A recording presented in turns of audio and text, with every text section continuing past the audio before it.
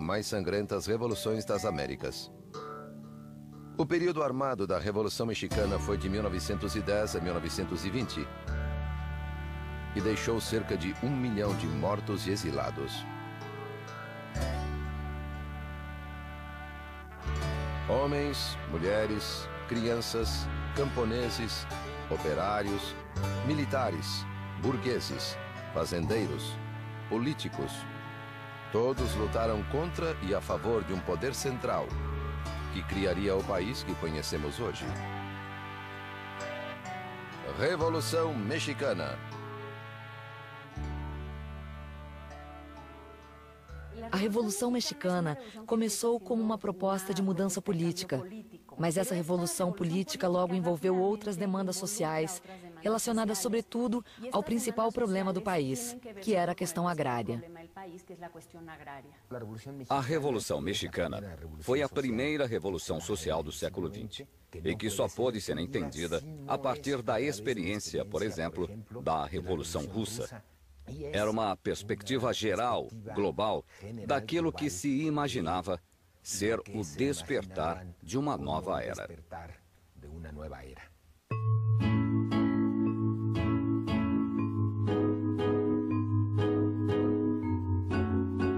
Algumas razões da Revolução residem no governo de Porfírio Díaz. Esse general do exército mexicano foi candidato à presidência 2 vezes, em 1867 e 1871. Derrotado em ambas as ocasiões por Benito Juárez, ele decidiu optar pela força. Fracassou na primeira tentativa em 1871, mas em 1876 conseguiu tomar o poder. Assim, deu início a um novo período da história mexicana chamado Porfiriato, que duraria mais de 30 anos. A ditadura de Porfírio Díaz foi um fenômeno degenerativo, pois cada vez mais e mais se consolidava não só um poder unipessoal, piramidal, como também uma série de situações de exploração e abuso vinculadas a essa estrutura de poder. Porfírio Díaz governou o país ajudado por um grupo de políticos que o povo chamava de cientistas, por recorrerem a métodos racionais para a administração. Esse grupo possuía uma ideologia oposta à dos militares, que haviam ajudado Díaz a tomar o poder. Porfírio Díaz percebeu que para modernizar o país, para inseri-lo com êxito na economia mundial, era necessário outro tipo de pessoa, ou seja, pessoas cultas. Foi um grupo de políticos civis que hoje se chamariam tecnocratas, que conseguiu chegar até uma modernização que foi muito desigual e injusta socialmente, mas muito eficaz econômica e politicamente.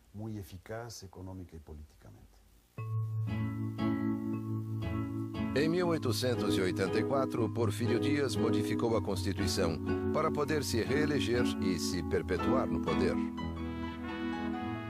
Depois disso, foi reeleito 7 vezes, todas com fraude eleitoral. Um sistema que se tornou rotineiro para o povo mexicano. O porfiriato tratou de eliminar e controlar qualquer tipo de oposição política que surgisse no país. Porfírio Díaz concentrara em poucas mãos e em alguns poucos favoritos todo o poder econômico e todo o poder político. Ele conseguiu se manter no poder através de negociações com diferentes grupos e todos reconheciam Porfírio Díaz como seu dirigente. Durante os 30 anos de governo, Porfírio Díaz conseguiu tornar o México um dos países com maior taxa de crescimento, graças à ajuda dos cientistas. A população passou de 9 milhões para mais de 15 milhões de habitantes. As exportações aumentaram 6 vezes. E o governo conseguiu cancelar a dívida que o México tinha com os Estados Unidos. Porfírio Dias, em seus 32 anos de governo, promoveu o desenvolvimento econômico, criou um mercado interno, mas isso não se traduziu, não se desdobrou em bem-estar para o resto da população. Então, o que havia era um pequeno grupo de privilegiados muito rico e um grande país muito pobre.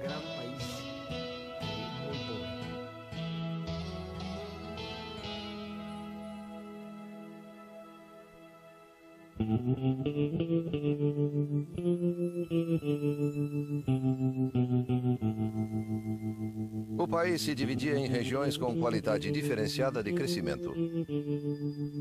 Ao norte, a mineração, que se dedicava a metais preciosos como ouro e prata, expandiu-se com metais não preciosos como o cobre, o chumbo e o zinco. No centro-sul, as indústrias agrícolas e têxteis cresciam bastante. E na região de Yucatán, desenvolvia-se a indústria do sisal.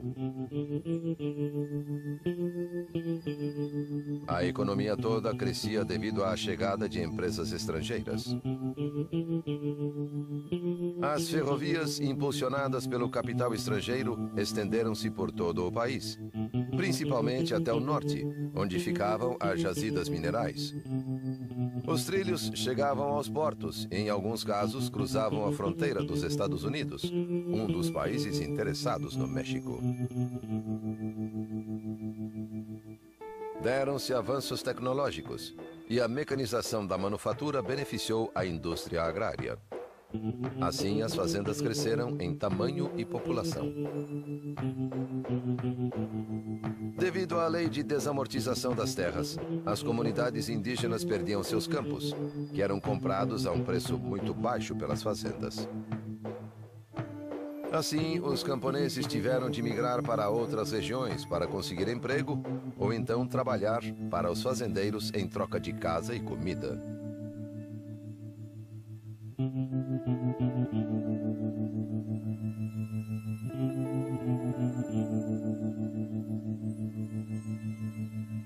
As fazendas criaram um tipo de relação com os camponeses que os mantinha amarrados à terra. As lojas das fazendas lhes vendiam a preços fixos e a crédito de tal maneira que forçavam uma estrutura de alto consumo. O direito de greve não existia. Os trabalhadores eram perseguidos. Havia censura. A liberdade de imprensa era questionada. Não havia nenhum espaço para a dissidência política. Era uma sociedade sem oxigênio.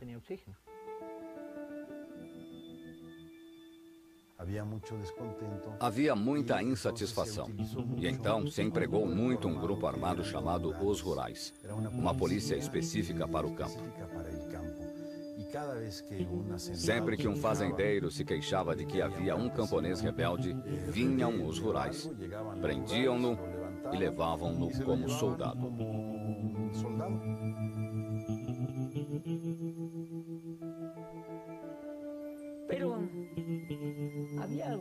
Mas havia algo mais. Meu pai morava dentro do que era a propriedade do fazendeiro. E quando nessa mesma fazenda acontecia de sumir alguma coisa, o padre dava ordem para buscar as pessoas. Convocava-as por meio do sino, para que se confessassem.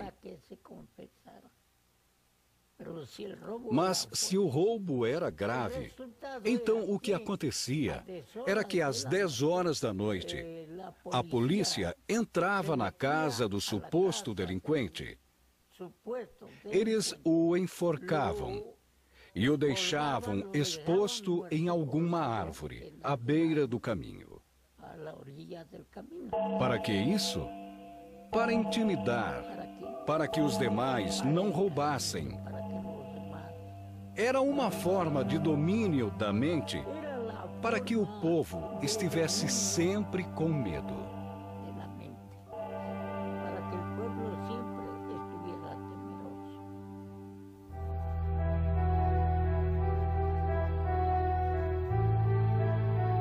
Dessa forma, o país se polarizou entre uma classe trabalhadora dominada e uma classe rica e poderosa.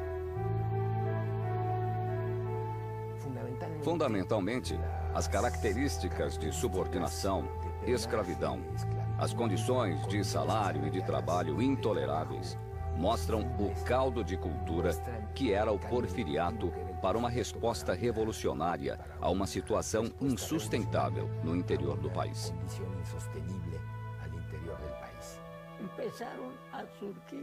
E começaram a surgir homens muito valentes.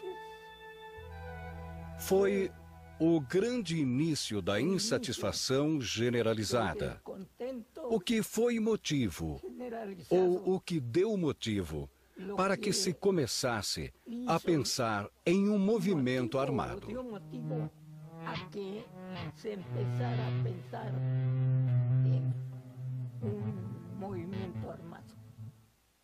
Se vangloriava de manter o México unido e em paz. No entanto, um número cada vez maior de mexicanos achava o custo dessa paz alto demais.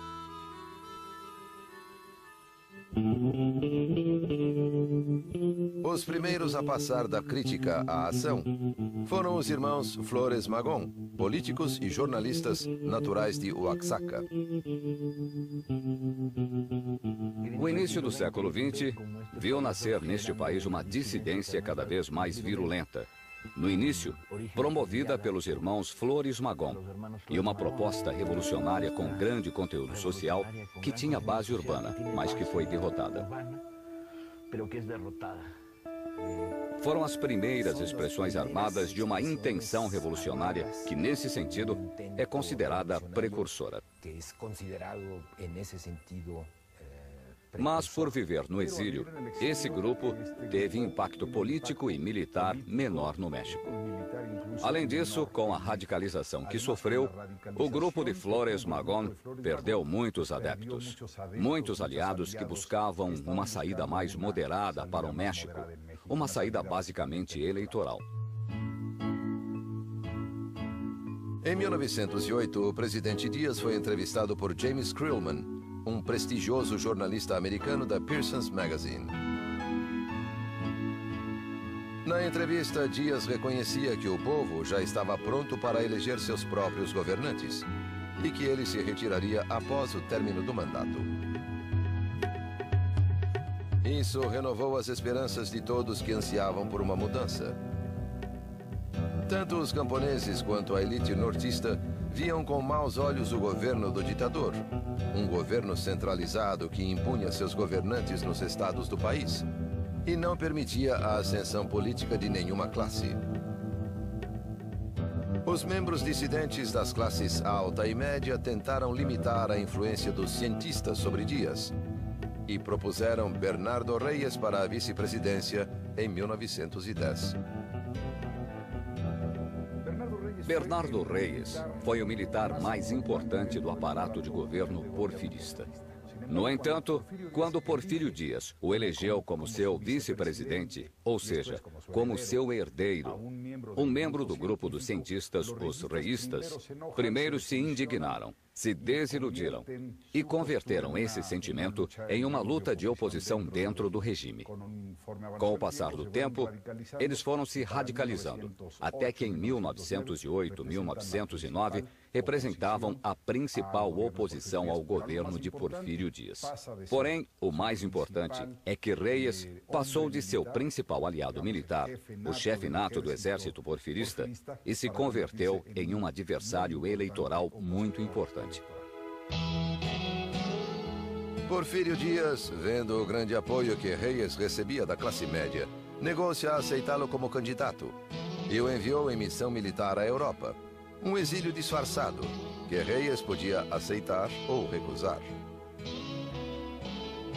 Bernardo Reyes aceitou uma comissão que Porfírio Dias lhe impôs para estudar assuntos militares na Europa. Foi uma reação óbvia da parte de Porfírio Dias, pois temia equivocadamente que Reyes fosse seu principal inimigo, a maior ameaça.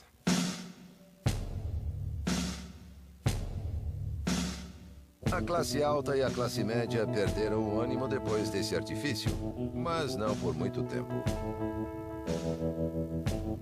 No norte do país, no estado de Coahuila, atendendo ao chamado da elite local e apoiando-se no que a declaração de Dias ao jornalista americano podia conter de verdade, um homem escreveu o livro A Sucessão Presidencial em 1910.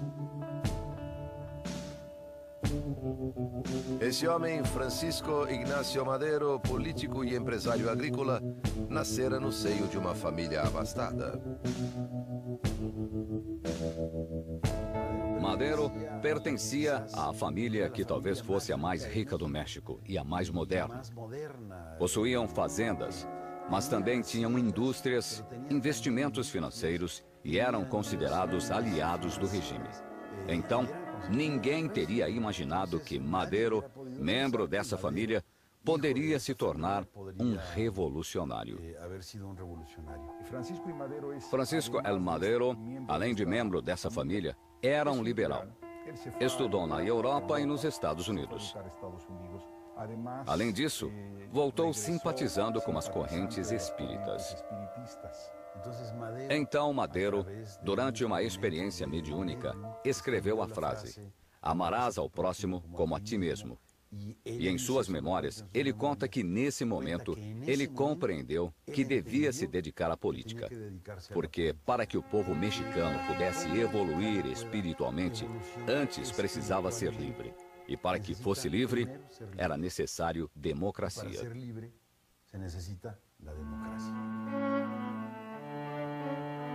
Depois das declarações de Dias e da publicação de seu livro, Madero criou um partido anti-reeleicionista para concorrer com o presidente Dias, que já mudara de ideia e voltara a se candidatar às eleições.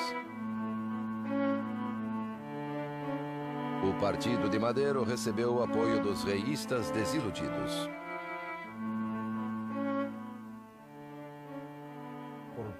Pela primeira vez, ao longo de mais de 30 anos no poder, Porfírio Dias enfrentou uma oposição autêntica. Isso é muito importante, porque não somente aumentou o número de opositores à reeleição, como surgiram quadros que provinham do setor político, quadros que tinham experiência. Então, deixou de ser um movimento de uma sociedade civil inexperiente, alheia ao processo político. E combinaram viajar por diversos pontos do país, atravessar o território nacional para organizar clubes contrários à reeleição. E entre 1905 e 1909, ele estabeleceu contato com as pessoas independentes de todos os estados. Foi despertando muita simpatia. Madero era uma pessoa de baixa estatura, de voz estridente e, contudo, tinha um forte carisma. Estava sempre acompanhado da esposa. Tinha uma rede de pessoas com as quais trocava cartas, buscando apoio para poder se organizar nacionalmente em 1909. Francisco Madero queria conseguir para seu estado a autonomia local que o governo central negava ao impor os governadores a partir da Cidade do México. Uma vez conquistada a autonomia, Madero pretendia alcançar o poder político. No início, Porfírio Dias pensou que Madero não lhe causaria problemas e que com as eleições fraudadas ganharia facilmente. Mas o adversário continuava conquistando adeptos. E quando passou pela cidade de San Luis Potosí, o governo decidiu prendê-lo sob a acusação de insuflar a rebelião e desacatar as autoridades. Estando na prisão, Madero não poderia ser eleito. Madero permaneceu na prisão e se deu conta de que pacificamente, por meios legais, não conseguiria nada. E assim, Madero começou a pensar em como se rebelar.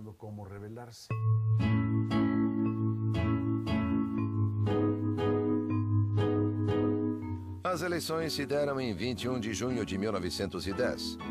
E Porfírio Dias voltou a se eleger presidente mediante a fraude.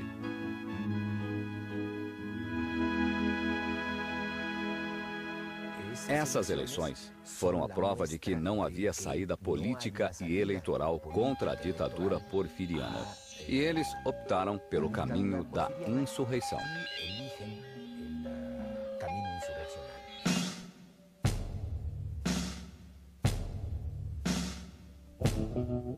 Madero conseguiu escapar da prisão e cruzou a fronteira para se refugiar na cidade de San Antonio, no Texas.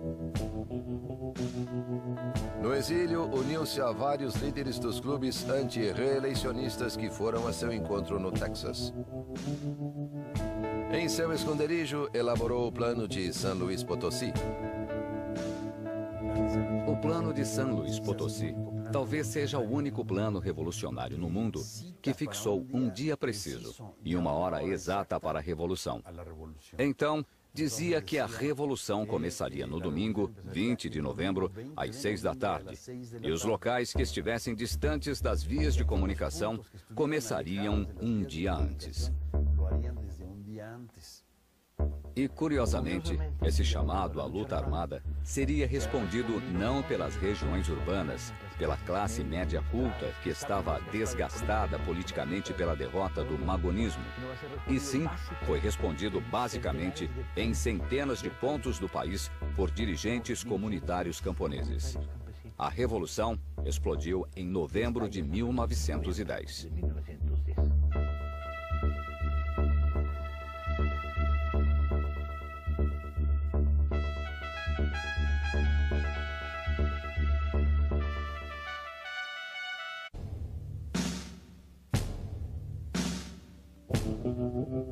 Desde a entrevista que Porfírio Dias concedera a Krillman, os ânimos no país haviam mudado. Após a fraude nas eleições de 1910, a esperança de que o ditador entregaria o poder pacificamente começou a se esvair.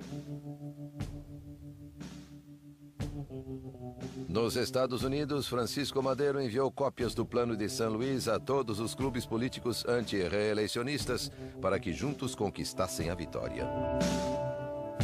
Madero fez um chamado às armas, e quem atendeu o seu chamado não foram seus antigos simpatizantes, os membros do Partido Nacional anti-reeleicionista. Os que aceitaram seu chamado foram grupos rurais concentrados em certa região do país que tinham outros objetivos. Interessava-lhes menos a não reeleição de Porfírio Dias que a obtenção da terra. Vários movimentos que se opunham ao antigo regime aderiram ao plano de San Luis. Entre eles, o grupo de Francisco Pancho Villa e Pascual Orozco, no norte do país, e o grupo de Emiliano Zapata, no centro-sul. Então, podemos dizer que Emiliano Zapata foi um camponês, mas realmente não era um camponês dos mais pobres. Ele era alguém que havia obtido algum sucesso, um rancheiro de classe média, e penso que isso o ajudou a se transformar em um líder. Ele também viajava bastante, transportava mercadorias entre diferentes povoados e tinha amplos contatos. Isso o ajudou quando começou a Revolução.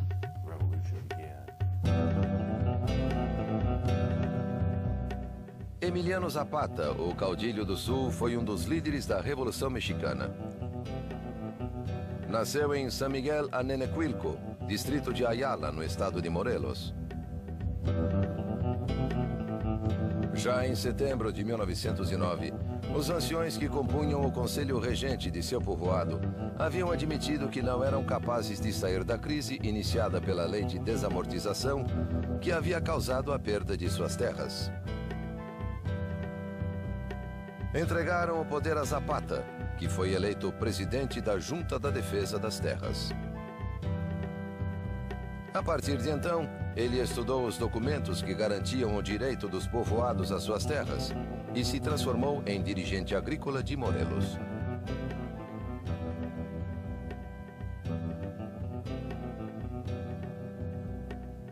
No zapatismo, tratam-se de povoados ancestrais, arraigados à terra, e que precisamente São movimentos armados pela defesa dessas terras que lhes foram usurpadas. Zapata queria que os povoados vivessem em paz. Como disse John Womack, Zapata fez uma revolução para que as coisas continuassem iguais, para que não se transformassem.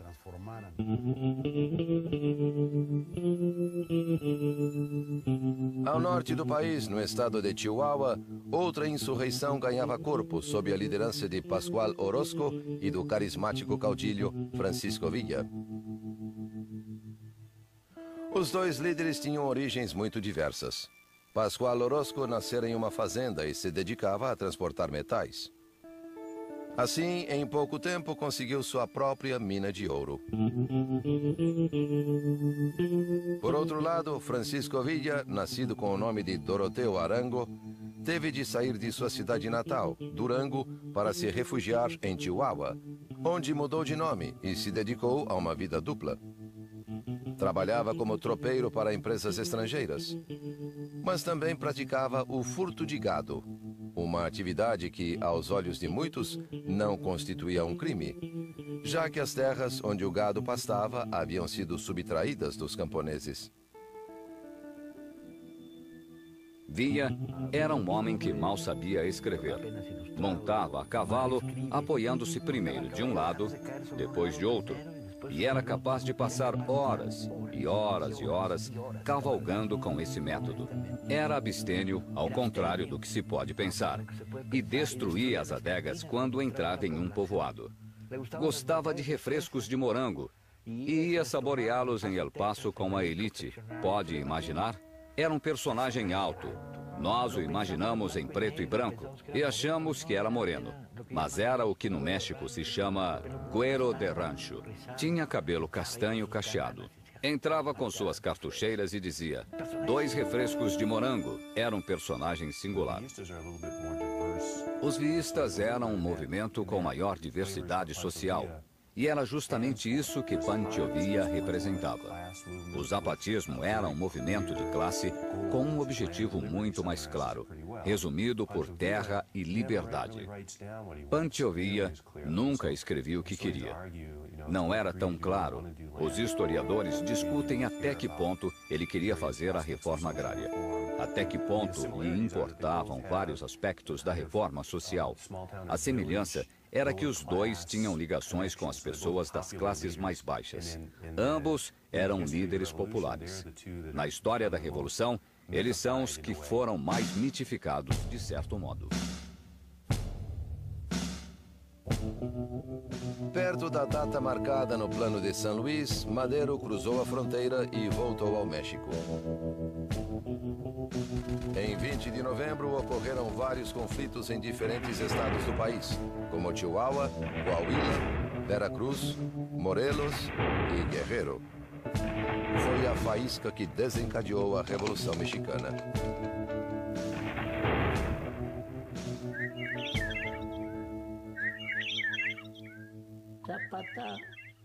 Zapata, devido ao lugar ou à região onde agia, preferia adotar táticas de guerrilha. Francisco Villa tinha toda uma divisão com muitos milhares de soldados e enfrentava o governo em grandes combates. Mas, no fundo, os dois eram representantes das pessoas humildes.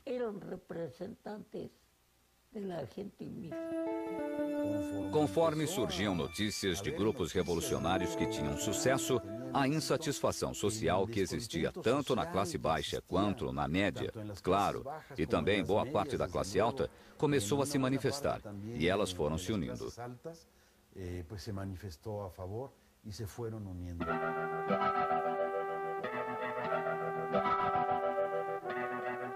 Os zapatistas aderiram ao Plano de San Luis devido à oferta de devolver aos povoados as terras que os fazendeiros haviam usurpado.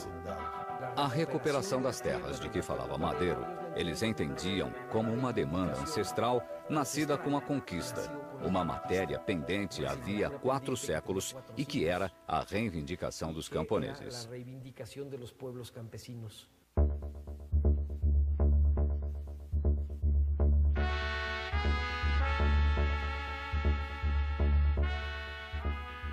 Todos os chefes das forças revolucionárias de Morelos se reuniram e nomearam Emiliano Zapata chefe supremo do Movimento Revolucionário do Sul, que depois passou a se chamar Exército Libertador do Sul.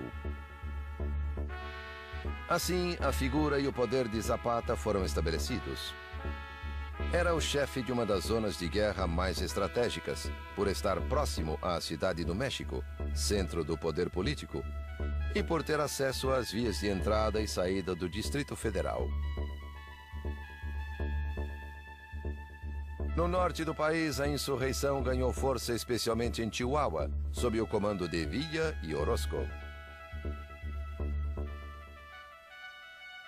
Por onde Villa passava, desmontava as estruturas oligárquicas, ou destruindo-as, como no caso de Chihuahua e Durango, ou as obrigando a pagamentos constantes de direitos de exploração. Sempre com a contradição de que o Norte não podia romper com os Estados Unidos porque eram sua base material.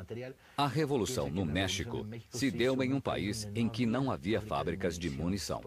Portanto, para dar um tiro, a bala sempre tinha que vir de outro lugar. E assim foi preciso criar uma rede de contrabando. E durante vários momentos houve um bloqueio armamentista. A rede de contrabando era imensa.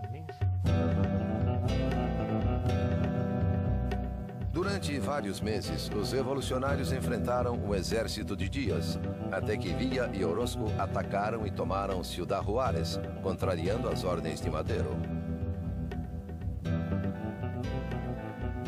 A tomada de Ciudad Juárez foi a batalha mais importante de toda a luta militar antirreeleicionista contra Porfírio Díaz. O destino do país dependia de várias insurreições armadas pequenas, mas de uma só batalha ao norte, no extremo do país, na fronteira. Parece absurdo que uma revolução se definisse na periferia e não no centro, não é mesmo? Mas foi assim.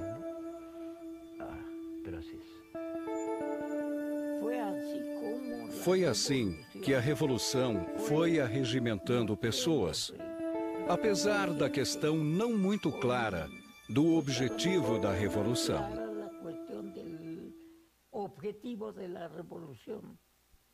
Mas devia-se ao repúdio pela forma com que os fazendeiros e seus capatazes tratavam o povo. Após a tomada de Ciudad Juárez, em pouco tempo os adversários do regime ditatorial conquistaram Chihuahua e Baja Califórnia, regiões do norte do país, e a zona costeira de Veracruz.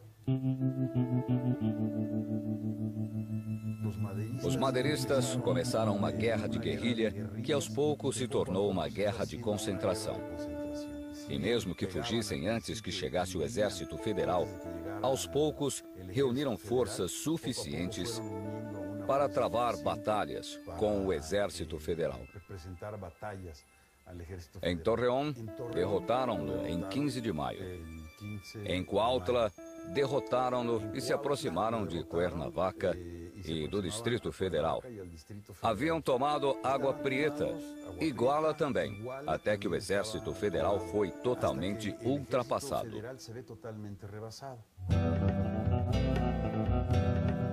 O ditador enviava cada vez mais exércitos para combater os sublevados.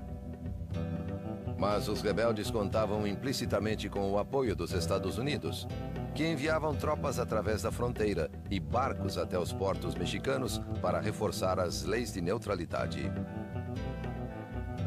Porfírio Díaz convenceu-se de que não contava com o apoio norte-americano, que não contava com o apoio das classes altas do país, que não contava com um exército tão eficiente. E então, a possibilidade de renúncia tornou-se probabilidade. Em 21 de maio de 1911, em Ciudad Juárez, os madeiristas chegaram a um acordo com os representantes de Díaz, que viajaram para acabar com o conflito. A aposta política de Madero era que a revolução terminaria e que ele assumiria o poder presidencial com o lema do sufrágio efetivo da não reeleição. E com isso, daria início à vida política do México moderno. Para Madero, o pior que lhe podia ocorrer a México era outra revolução. Para Madero, o pior que poderia acontecer com o México seria outra revolução, porque uma revolução sempre é feita por alguém e os revolucionários sempre cobram da pátria seus serviços muito caros. Então, ele não queria uma revolução, e sim uma luta pacífica. Em 25 de maio de 1911, Díaz renunciou. León de la Barra foi nomeado presidente interino, na suposição de que ele pacificaria o país e convocaria eleições.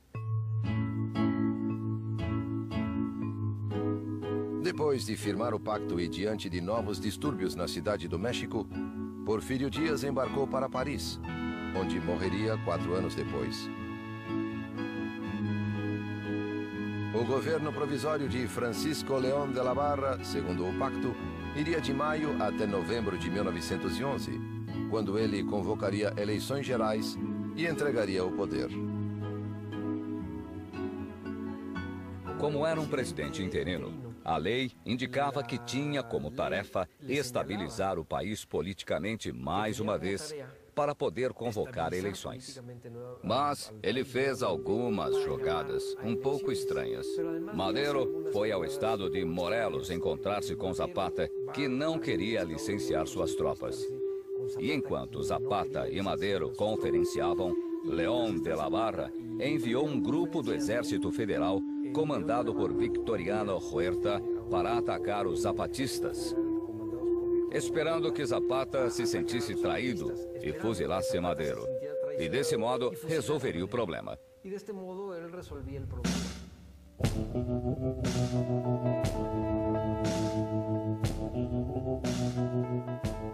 O Exército Federal, a mando de Victoriano Huerta, formou um cerco ao redor de Villa de Ayala, onde estavam os rebeldes. Emboscados, esperaram que Zapata se rendesse e depusesse as armas, como pedia Madero. O combate teve início às 3 da tarde e prosseguiu até o anoitecer, quando Zapata bateu em retirada. De la Barra, que representava o antigo regime, fez com que Zapata desconfiasse de Madero. Mas também é preciso reconhecer que agiu institucionalmente. Organizou as eleições em que Madero arrasou, reconheceu a vitória de Madero e se submeteu à legalidade e à institucionalidade. Nas primeiras eleições depois do porfiriato, Madero praticamente não teve oposição e foi eleito presidente por uma maioria esmagadora, enquanto Pino Soares foi o vice-presidente eleito. Em 6 de novembro de 1911, Francisco Madero tomou posse da presidência da República. Uma de suas primeiras medidas foi decretar uma lei pela qual o presidente, o vice e os governadores dos estados não podiam ser reeleitos. Então, a política de Madero, embora contrariando seus conselheiros, era abrir completamente, abrir-se totalmente para as liberdades cívicas.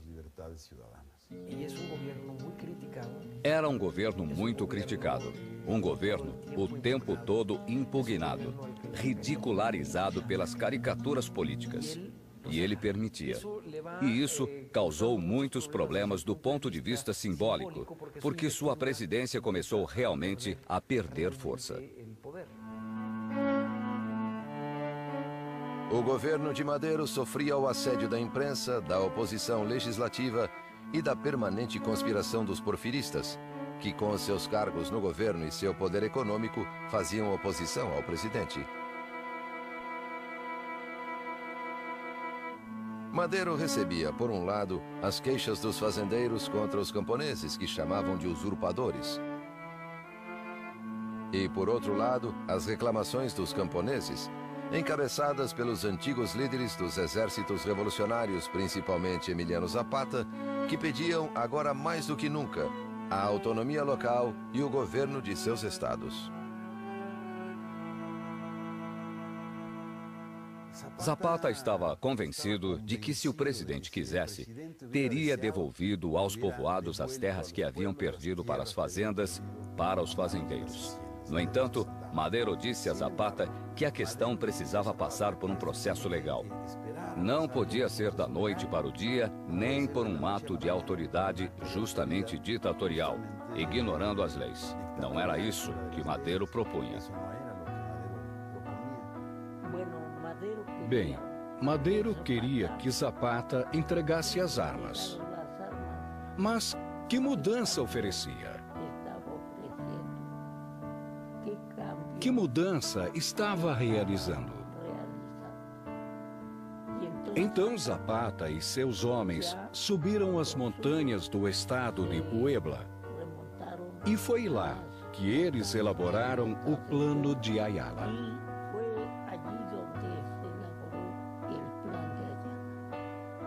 Madero não podia satisfazer as demandas que sua própria mobilização havia criado, de maneira que ocorreram novos levantes. O Plano de Ayala é explícito: a terra para quem trabalha. Essa ideia central se tornou mais complexa, envolvendo a recuperação das terras comunitárias, a ruptura com a estrutura das fazendas. Ao mesmo tempo, no norte, houve uma revolta estranha, em que se uniam as reivindicações agrárias com os grupos da velha oligarquia, que se reorganizavam e resistiam, chefiados por Pascual Orozco.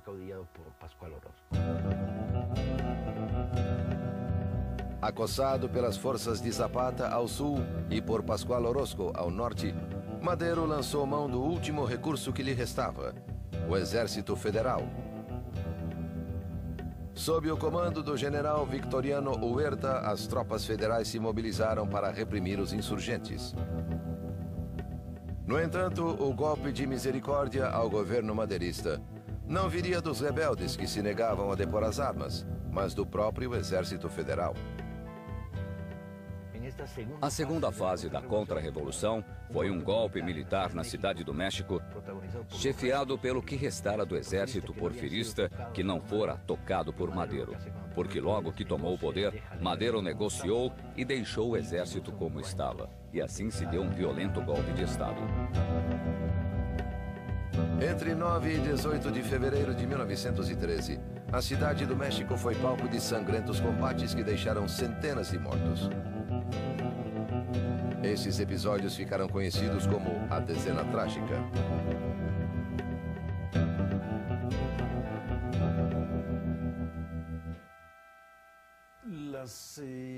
As forças que apoiavam a rebelião de Bernardo Reyes tomaram a Citadela, um lugar onde havia instalações militares no centro da Cidade do México, na assim chamada Dezena Trágica.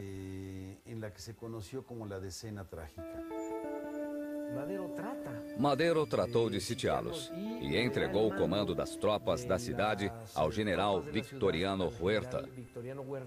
Mas esse general, através da embaixada americana, entrou em conluio com os rebeldes, aprisionou o presidente Madero com uma jogada política e o obrigou a renunciar. Com a renúncia, Huerta tomou o poder.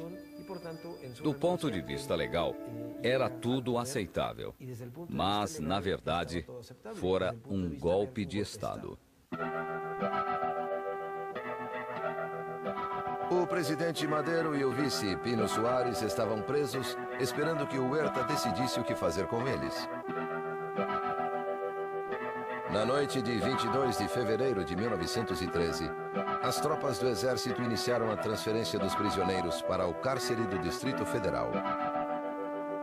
No caminho, os militares simularam um ataque e aproveitaram a ocasião para fuzilar Madero e Suárez.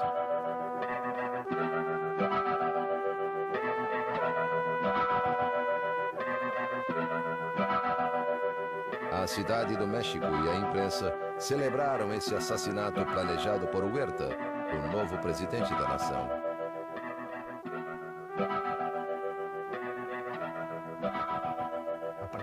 A partir de então, surgiu uma nova experiência revolucionária. Implantou-se a ditadura de Huerta na Cidade do México. E o velho madeirismo foi evoluindo e se construindo contra Huerta. Aí sim, o sangue correu de maneira terrível.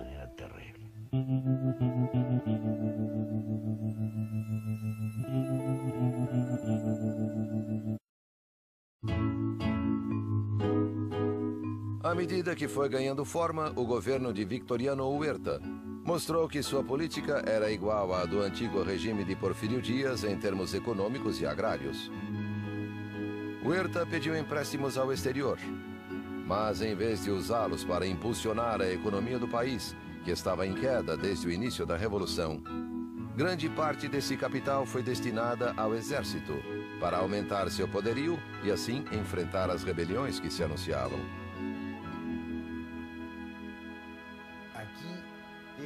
Foi nesse momento que surgiram as concentrações e as organizações que se tornariam paradigmáticas.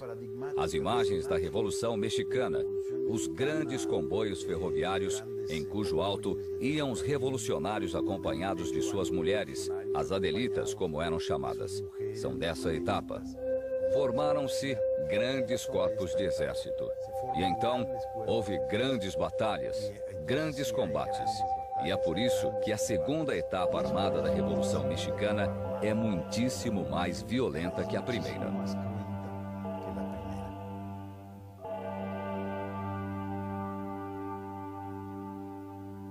Foi quando surgiram as figuras que seriam chave nesse processo revolucionário.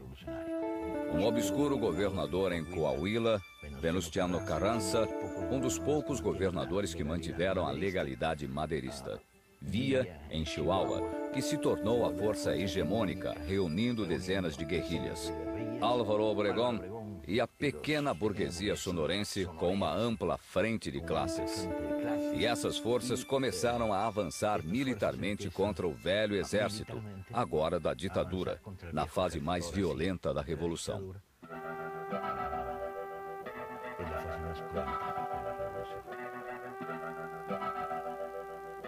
Conforme esses exércitos avançavam para o centro do país, eles expulsavam os políticos huertistas dos estados.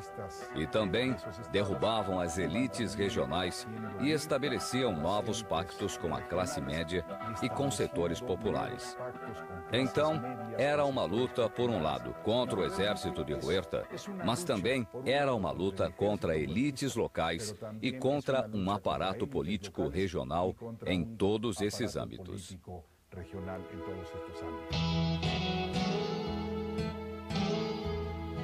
Victoriano Huerta teve de enfrentar graves problemas militares, como a oposição zapatista no sul e as milícias de Francisco Villa em Chihuahua. No noroeste do país, o governador de Coahuila, Venustiano Carranza, ganhava cada vez mais importância entre os revolucionários.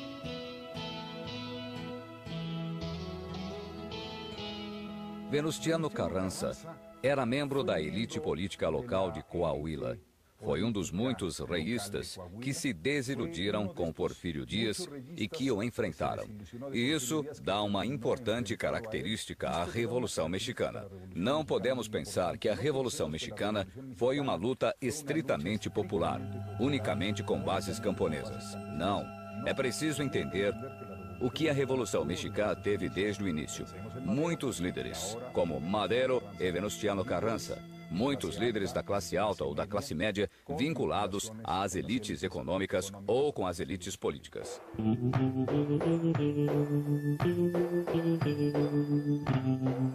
A partir do estado de Morelos, Zapata trocava cartas com Villa para organizar a derrota de Huerta. Venustiano Carranza tratava de organizar o exército revolucionário, embora receoso dos outros caudilhos.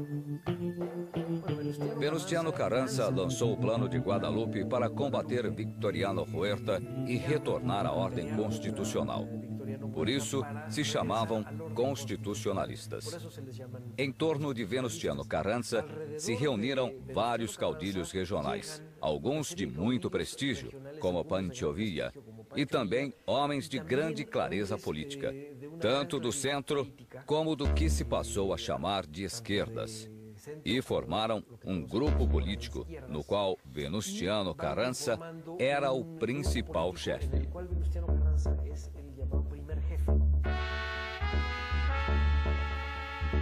Carranza conseguiu atrair Villa para suas fileiras, apesar do caráter rebelde e insubmisso do líder nortista. Zapata, por sua vez, nunca reconheceu Carranza e continuou a travar sua luta contra Huerta no sul. Enquanto a atividade zapatista afetava diretamente a cidade do México, no norte os constitucionalistas conseguiam importantes vitórias contra Huerta e avançavam para o centro do país. Os constitucionalistas de Carranza contavam com o apoio de outro ator político fundamental na região, os Estados Unidos da América.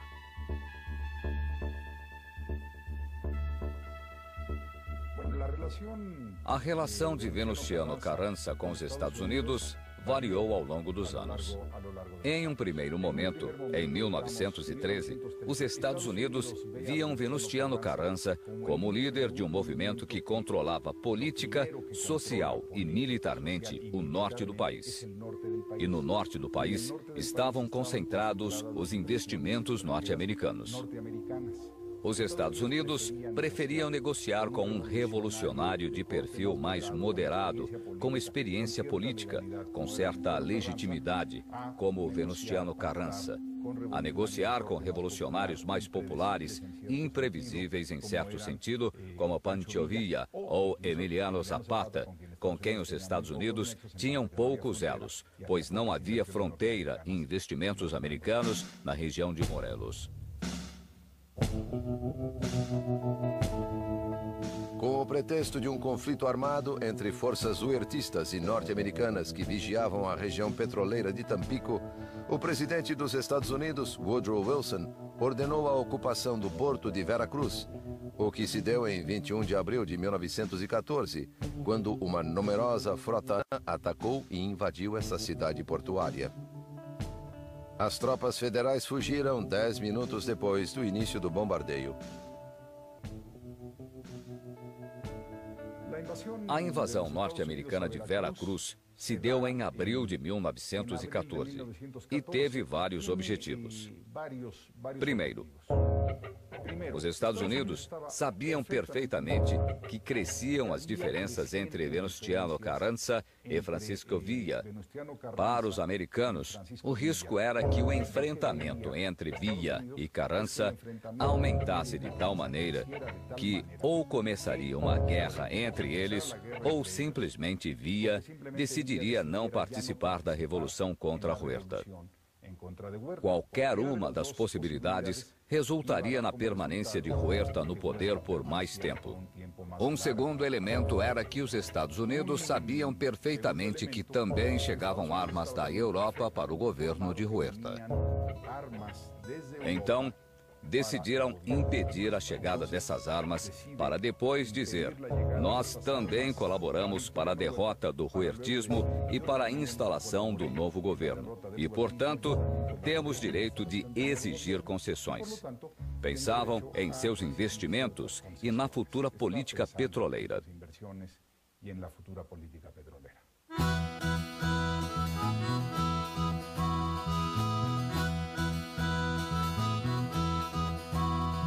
A política agrária de Emiliano Zapata continuava viva em Morelos, pois não havia sido sufocada pela repressão exercida pelo poder central. Ao mesmo tempo, Pancho Villa e sua divisão do norte intensificavam as ações armadas.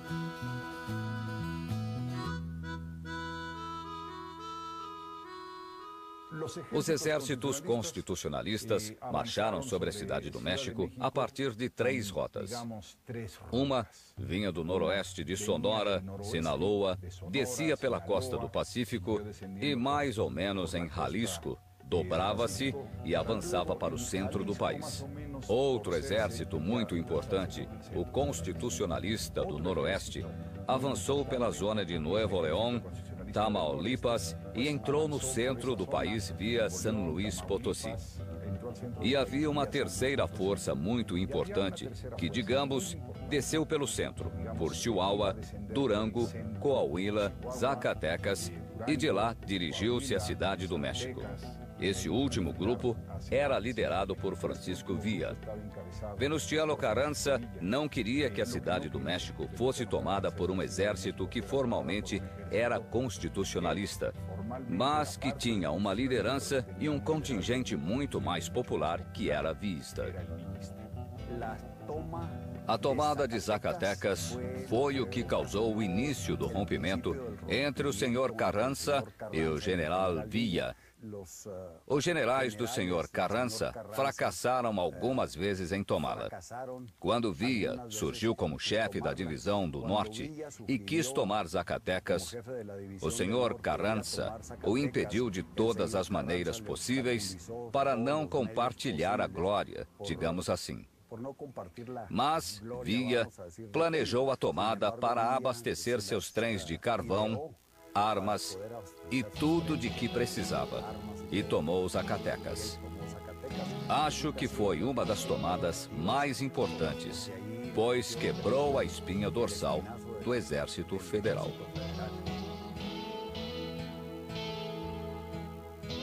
Apesar das dissidências e desconfianças que existiam entre os diferentes líderes revolucionários, as ações convergentes dos exércitos de Carranza e Villa no norte e das guerrilhas zapatistas no sul acabaram encurralando o governo de Huerta, que finalmente fugiu em 14 de julho de 1914.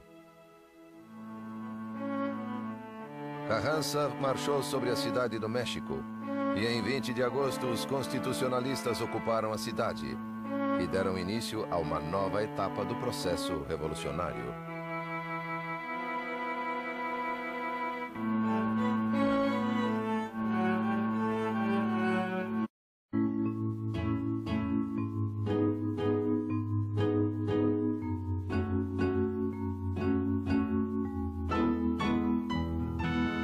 Em 20 de agosto de 1914, Venustiano Carranza entrou na capital do país e assumiu a presidência provisória da República.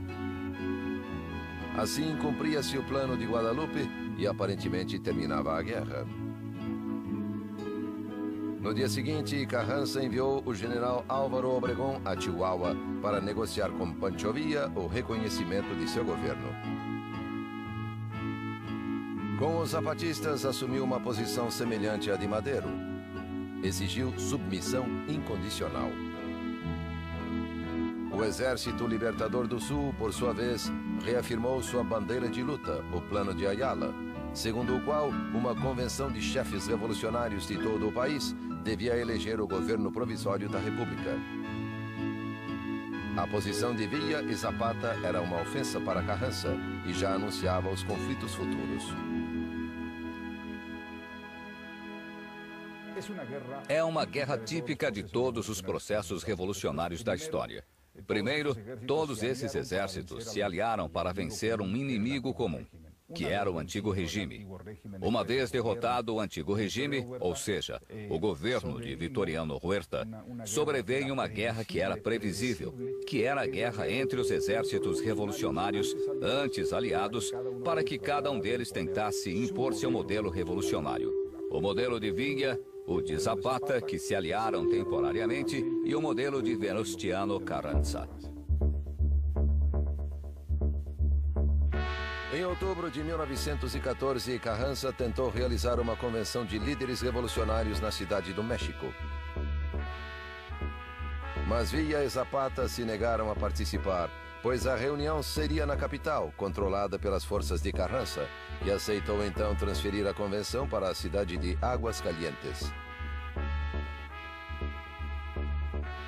Zapata não reconheceu a soberania da Assembleia e exigiu que Carranza renunciasse ao poder executivo.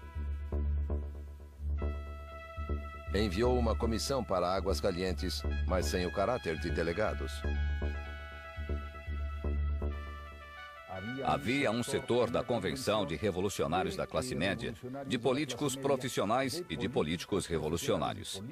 A eles foi atribuído formalmente o poder executivo da Convenção. Mas suas relações, suas semelhanças com Zapata e Villa eram mínimas e, portanto, estavam condenados a uma rápida separação. Quando o plano de Ayala foi aprovado em Águas Calientes, o carrancismo passou por um momento difícil.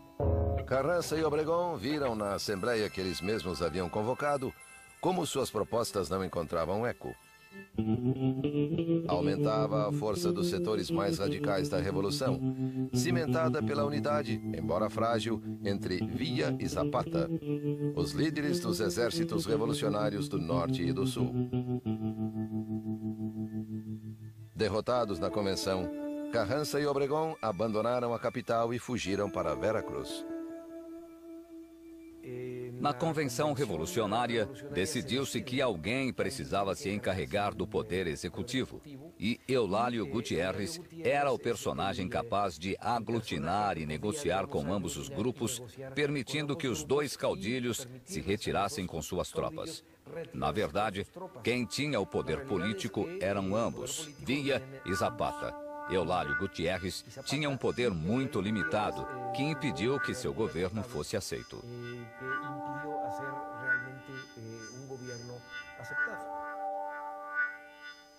O período que vai de junho a dezembro de 1914 são meses interessantíssimos na Cidade do México, porque ao longo desses 4 ou 5 meses, a cidade passava temporadas nas mãos dos constitucionalistas, depois vieram os exércitos da Convenção, com Villa e Zapata.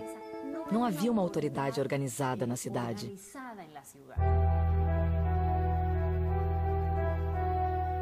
No final de novembro de 1914, as forças zapatistas ocuparam os bairros ao sul da capital e chegaram até o Palácio Nacional, enquanto as tropas de Villa se instalavam nos seus arredores. Pancho Villa enviou uma carta a Zapata dizendo: "Não entrarei na capital da República com as forças sob meu comando, se não tiver o prazer de fazê-lo a seu lado, pois quero que todos vejam que estamos unidos fraternalmente e dispostos a fazer todo tipo de esforços e sacrifícios para o bem-estar e tranquilidade de nossa pátria, pela qual temos lutado tanto, você nas montanhas do sul e eu nas estepes do norte."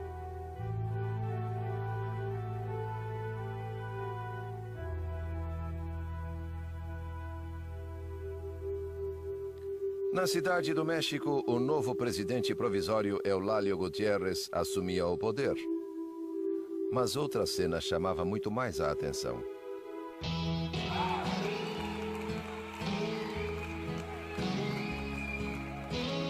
O povo da capital recebeu o general Francisco Villa e deram vivas quando, pela estrada de Cuernavaca, surgiu a comitiva do general Emiliano Zapata.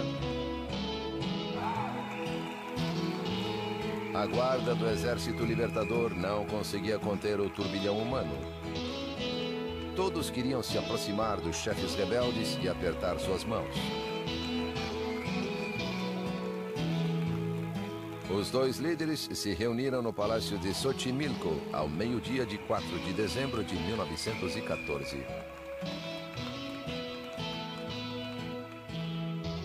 As alianças entre Zapata e Villa e suas brigas com outros políticos da classe média na Convenção são facilmente explicáveis.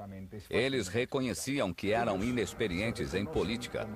Encontraram-se nos arredores da Cidade do México no final de 1914 e a conversa foi impressionante. Disseram que preferiam ficar nos acampamentos. Preferiam a vida revolucionária. Chegaram a dizer que não gostavam de andar em plataformas sobre as calçadas.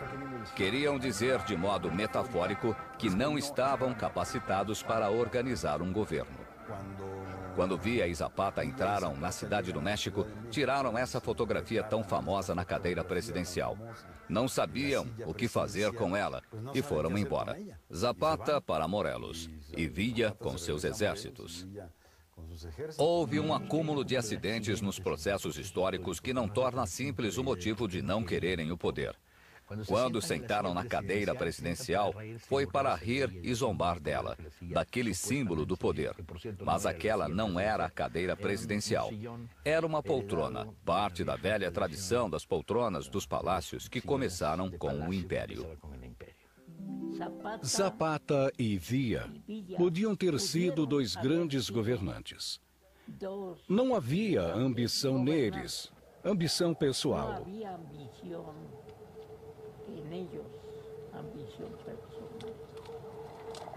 Mas, infelizmente, tampouco havia uma visão política.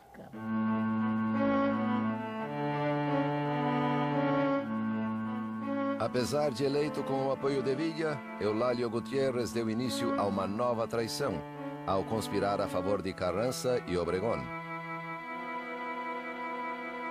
Quando soube da situação, Villa voltou à capital e expulsou o presidente Gutiérrez, poucas semanas depois que este assumiu o poder.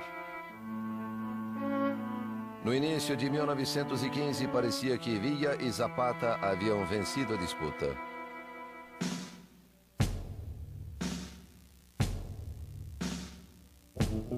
Mas Carranza e Obregón não estavam derrotados.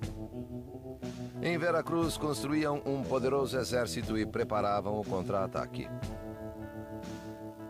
Teve início a penúltima fase da Revolução Mexicana, a dos convencionistas contra os constitucionalistas, ou de Villa e Zapata contra Carranza, para simplificar.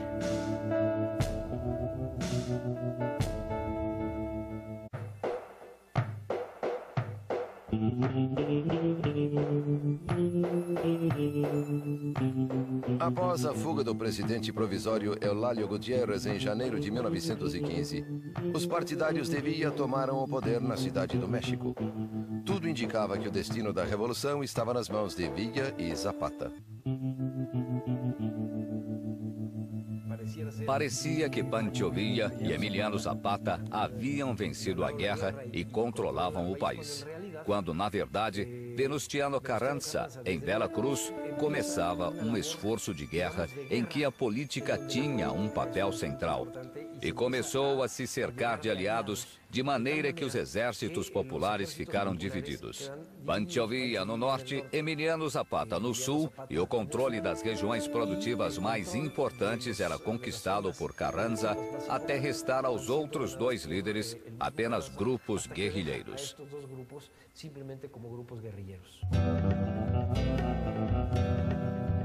O principal general de Carranza, Álvaro Obregón, iniciou uma campanha no norte do país, com o objetivo de destruir o exército de Villa. As operações militares duraram meses e trouxeram consequências nefastas para a população, que suportava 5 anos de guerras contínuas.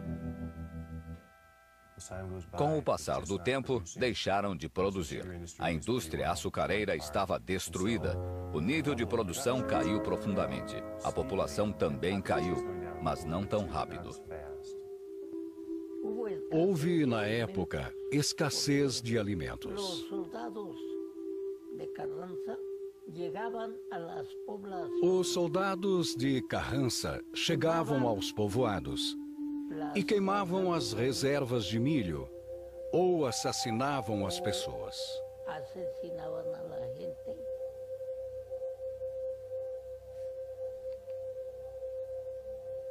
Foi realmente um grande sofrimento para o povo. Grande sofrimento para o povo.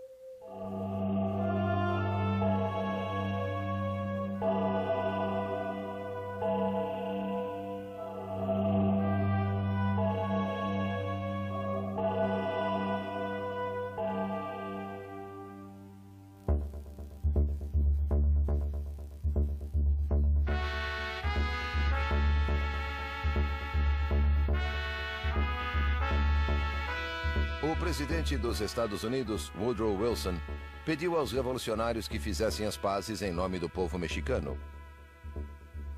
Villa aceitou imediatamente o chamado à reconciliação. Mas agora os carrancistas tinham mais motivos para continuar lutando. Seu exército chegava a 100 mil homens, superando em número os 40 mil villistas e os 20 mil zapatistas que continuavam a lutar. Entre abril e julho de 1915, o exército de Carranza derrotou o de Villa em Celaya, Guanajuato, León e Águas Calientes. Aqui, em Água Prieta, em Sonora, na fronteira com o Arizona, o governo americano permitiu o transporte de tropas federais para combater o general Villa em Água Prieta. Do lado americano, lançavam refletores para o lado mexicano, de onde vinham as forças de Villa, e foi uma derrota total. Houve uma grande hostilidade contra o general Villa, porque o estavam atrapalhando. Estavam contra ele. Os americanos mudaram.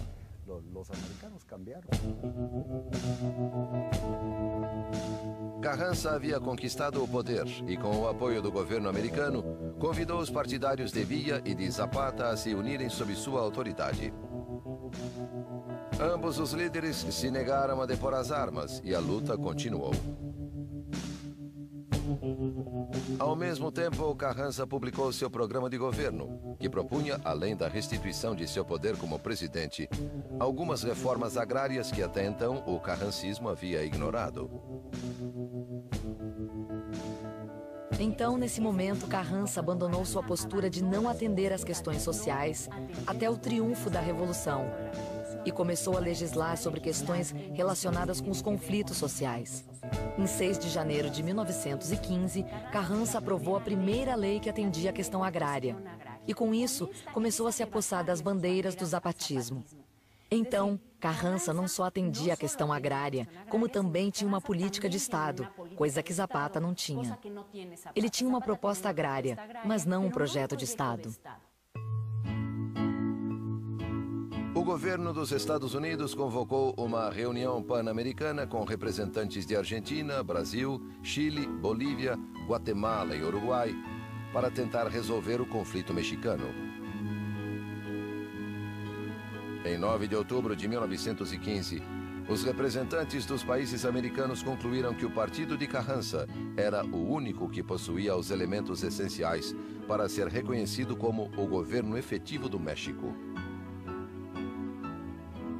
Com essa legitimação internacional, o governo de Carranza era sancionado, enquanto os exércitos de Villa e Zapata eram reduzidos nominalmente a simples rebeldes. Carranza chegou ao poder efetivamente em 1915 porque suas forças conseguiram vencer Pancho Villa nas grandes batalhas que decidiram a Revolução. Zapata não ajudou em nada. Houve muita discussão sobre de quem era a culpa. Villa não enviou armas e Zapata não lutou. As razões da vitória de Carranza são múltiplas e complexas: políticas, econômicas, sociais e militares. Carranza programou as atividades de seu exército. Primeiro disse: vamos vencer o villismo, que é o grande inimigo em termos militares, e deixemos os zapatistas para uma segunda etapa. Carranza contava com pelo menos 2 ou 3 exércitos. Villa apenas com sua divisão do norte, que ele considerava indivisível. Então, quando Villa foi obrigado a lutar em várias frentes, a eficiência militar de seu exército desmoronou. Carranza chegou ao poder porque Villa e Zapata não cooperaram devido à ajuda americana e porque tinha um general melhor. O melhor líder militar não era Carranza, e sim o general Obregón, porque sempre lia sobre estratégia. Era um homem mais culto. Ele gostava de aplicar as táticas da Primeira Guerra Mundial. Mas outro aspecto importante da abordagem de Carranza e Obregón era a habilidade de construir alianças. Eram mais hábeis que Zapata e que Villa.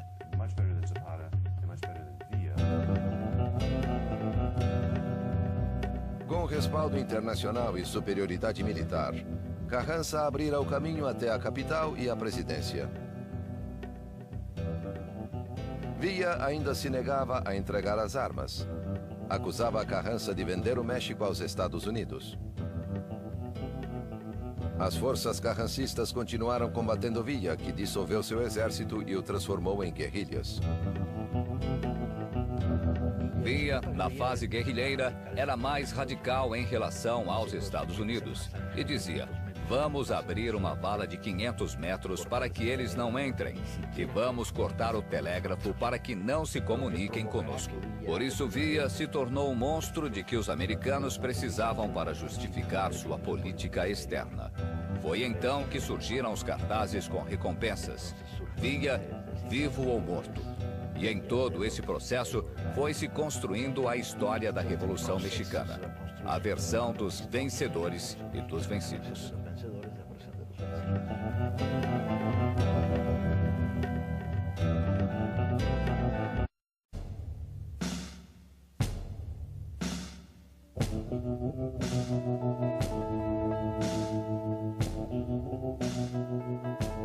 final de 1916, Carranza organizou uma convenção para reformar a Constituição, com o fim de legitimar seu mandato. Os legisladores também queriam terminar com as brigas entre as diferentes facções revolucionárias, para que não continuassem a cobrar a vida de grandes protagonistas da Revolução Mexicana.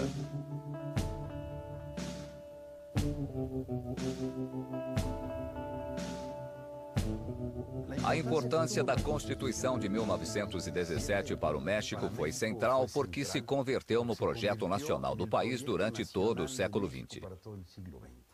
A Constituição de 1917 é a Carta Magna. Foi discutida por vários grupos alinhados com Carranza, mas que traduziam os interesses das distintas facções revolucionárias. Los intereses de las distintas facciones revolucionarias. Foi onde se sancionou o direito à terra, o direito ao trabalho e as condições dignas de trabalho, e o direito a uma educação laica e gratuita. Era esse o projeto de um Estado que, além de ser democrático e com liberdades individuais, também fosse justo socialmente.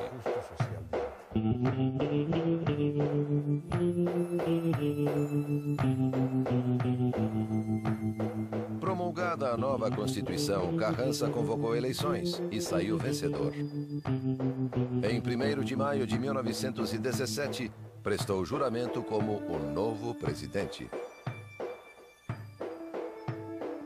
Embora o artigo 27 da nova Constituição contemplasse as reivindicações dos camponeses em relação à terra, e apesar de Carranza ter se comprometido com o problema do campo, seu governo não levou adiante a reforma agrária exigida por Villa e Zapata.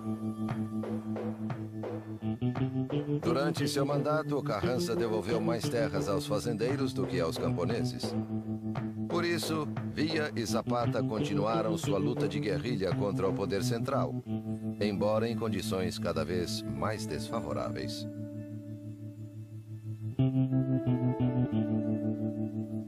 Zapata estava desesperado porque seu movimento sofrera um duro golpe e durante anos ele buscou aliados onde pudesse encontrá-los. Não era exigente, pois estava perdendo e precisava de ajuda. E nesse contexto, um dos possíveis candidatos à sucessão de Carranza na presidência era Pablo González, o encarregado de perseguir Zapata no estado de Morelos. Pablo González tinha um subordinado que se chamava Jesús Guajardo, que fingiu rebelar-se contra Carranza para ir ao norte, buscar armas e apoiar Zapata. Zapata não sabia o que fazer. Alguns de seus homens diziam para não fazer nada. Outros, que por estarem em um momento de debilidade, diziam que um aliado assim cairia muito bem. Então, decidiu entrar em acordo com ele e combinaram um encontro na fazenda de Chinameca para combinar os últimos detalhes dessa aliança. Zapata foi confiante à fazenda. Quando estava chegando, soldados postados em todos os lados dispararam contra ele e o assassinaram à traição.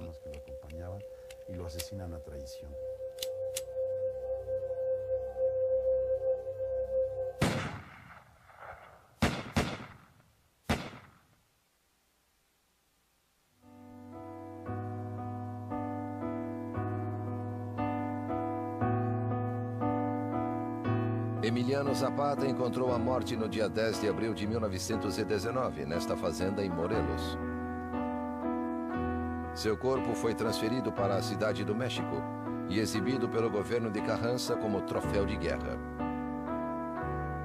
Muitos se negaram a acreditar que Zapata havia morrido, e assim nasceu o mito do Caudilho do Sul.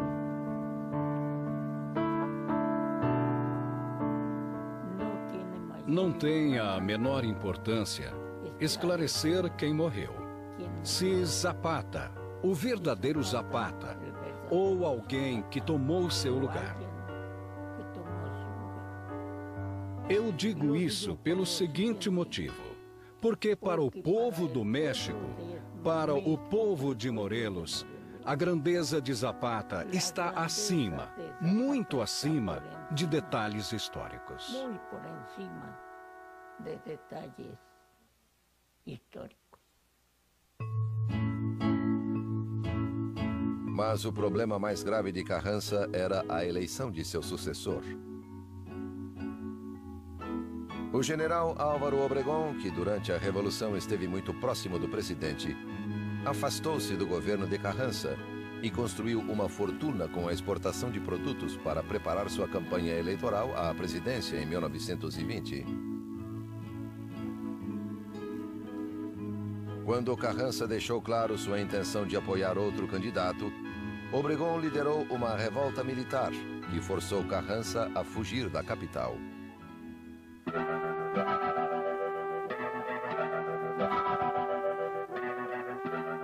Em 21 de maio de 1920, os rebeldes encontraram Carranza em uma localidade do estado de Puebla e o mataram.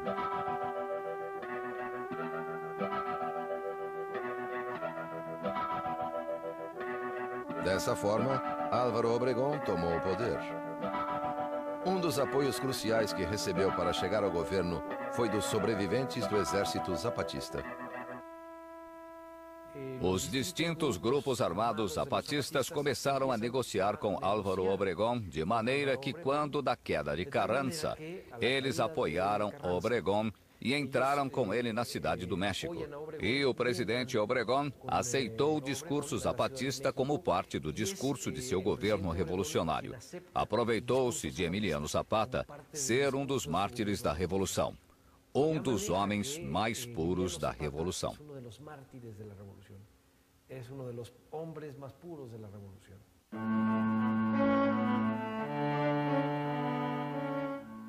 Álvaro Obregón governou de 1920 a 1924. Durante seu governo, realizou um expurgo e mandou assassinar pelo menos uma dúzia de chefes revolucionários, garantindo assim a pacificação do Estado.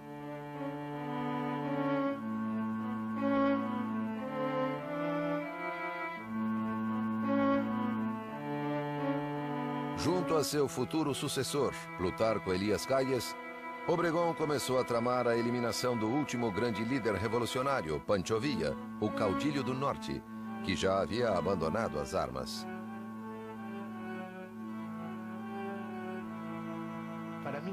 Em 1923, Villa, escondido em uma fazenda em Canutillo, para onde fora depois de abandonar a luta armada, representava para Obregón e Calles um problema e um perigo. As eleições estavam próximas. Duas candidaturas se enfrentariam. A mais progressista de Huerta. A chance de que Villa se aliasse a essa candidatura e voltasse a ser o temido caudilho militar que já fora, os preocupava muito. Então, um complô surgido desde baixo foi adotado e encoberto desde cima. Quem lhe arranjou problemas foi a imprensa. Perguntaram se apoiava algum partido. Ele gostava de Adolfo de la Huerta. E ele disse, gosto de Fito, porque é um bom rapaz. E assim cometeu um erro fatal. Eles não achavam que Pancho Villa estivesse morto ou acabado, e sim que tinha poder para erguer 20 mil homens em armas. Esse foi o pretexto para planejar sua morte.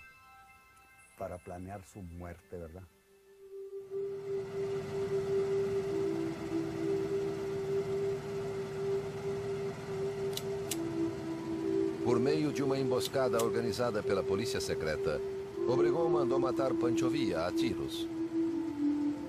Era a tarde do dia 20 de julho de 1923.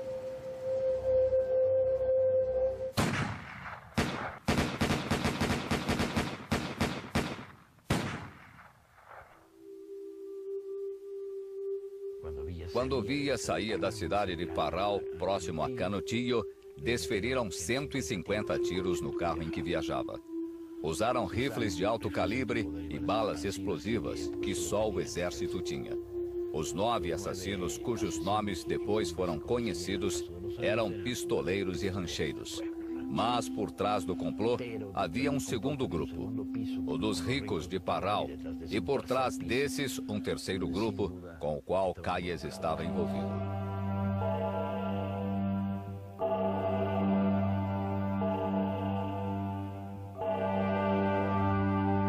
Com o desaparecimento físico dos grandes caudilhos, a revolução em 1923 estava esgotada. Houve a tentativa da rebelião de la Huertista de 23, uma tentativa confusa que misturava forças conservadoras e reacionárias, mas que foi derrotada. No momento em que esse processo culminou, o saldo da Revolução Mexicana era de 1 milhão de mortos. Uma constituição mais ou menos progressista, mas também uma vitória das forças conservadoras do espectro revolucionário e uma sensação de que a revolução não chegara onde devia ter chegado e não havia cumprido o programa que havia abraçado.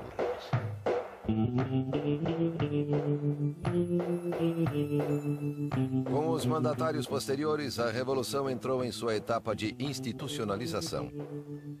O partido oficial do governo, que em 1946 ganhou o nome de Partido Revolucionário Institucional, seria o encarregado de reorganizar o país, monopolizando o poder até o ano 2000.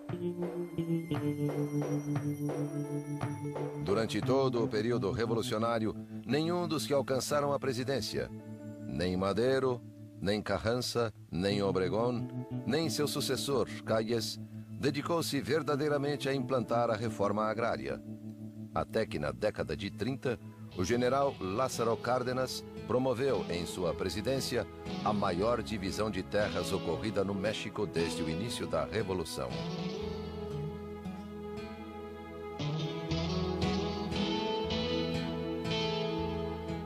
Depois de assassinados, os antigos caudilhos revolucionários, como Emiliano Zapata e Francisco Villa, se transformaram primeiro em mitos e depois em heróis nacionais da grande família revolucionária, utilizados pelo Estado para obter coesão social e identidade nacional.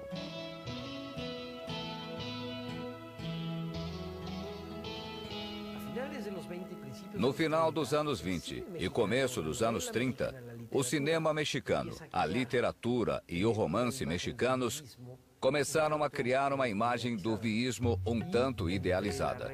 Entre a realidade da memória do viísmo e essa imagem que a literatura e a cinematografia vêm criando, foram construindo o pedestal sobre o qual, em seguida, colocaram Pancho Villa, ao contrário de Emiliano Zapata, pois ele sim teve uma aceitação como um herói puro desde muito cedo. Desde 1923, um mito popular vem sendo construído de uma tradição surpreendente e de uma intensidade enorme. Esse mito popular diz: perdemos Zapata e Villa, que eram nossos líderes. A revolução não terminou. Cada vez que o patrão olha feio para alguém, vem Pancho Villa, ele dá uns cascudos, lhe mete 6 tiros e fica tudo bem. Essa é a estrutura do mito de que sociedades como as nossas necessitam para se defender dos horrores, dos fantasmas e das misérias que vivemos. Não é gratuito. Eles estão aí porque merecem.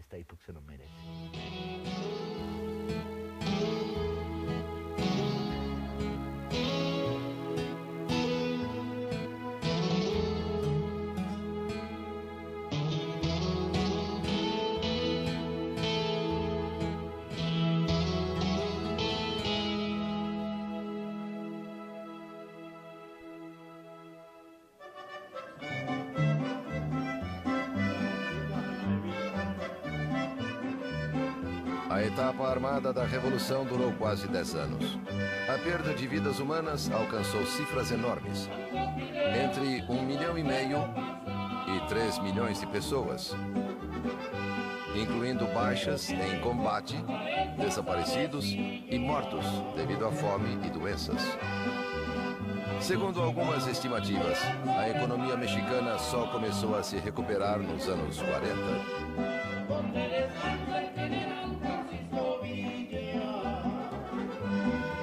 No fim dos anos 20, a Revolução se institucionalizou. O Partido Revolucionário Oficial, o PNR, depois chamado PRM e finalmente PRI, transformou-se em uma verdadeira máquina eleitoral. Na verdade, tratava-se de um sistema partidário único. A possibilidade de ter eleições limpas, uma das principais bandeiras revolucionárias desde a época de Madero, transformou-se em realidade apenas no ano 2000.